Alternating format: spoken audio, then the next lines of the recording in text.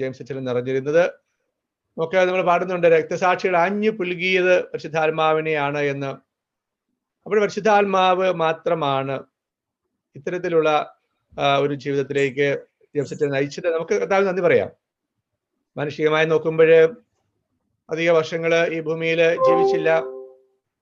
52 വർഷങ്ങൾ ആണ് ഈ ഭൂമിയിൽ ജീവിച്ചതായിട്ട് നമ്മൾ കാണുന്നത്. നമുക്കറിയാം, ഈശോ 33 വർഷമേ ജീവിച്ചുള്ളൂ.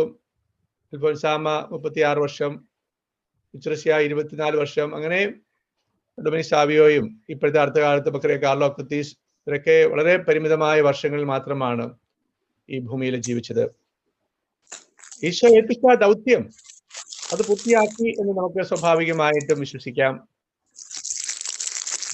മാതാപിതാക്കളെ ഓർത്ത് നമുക്കൊന്ന് പറയാം, സഹോദരങ്ങളെ ഓർത്തെന്ന് പറയാം.